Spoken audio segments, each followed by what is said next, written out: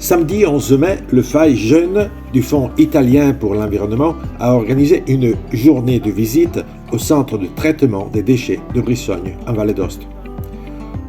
On a pu voir les machines qui trient les petits fragments, l'intervention manuelle sur un tapis roulant pour gérer la fraction résiduelle et obtenir un meilleur produit à livrer aux opérateurs de valorisation.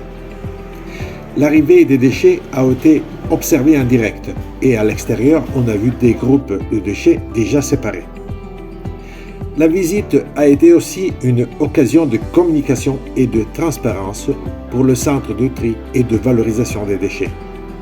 Leur gestion est un problème énorme. On parle de 76 000 tonnes en 2023, dont plus de 53 000 tonnes ont été envoyées en valorisation, pour une population de 120 000 habitants. Mais ce qui reste s'accumule dans cette colline qui est bien gérée, produit de l'énergie à partir du biogaz, mais restera à jamais.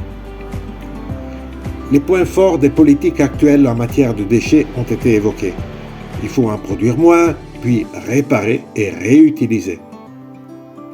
Le tri permet de remettre ces matériaux dans le circuit de production, comme le verre. Mais on peut mieux trier les déchets avant d'arriver au centre, et donc chez soi.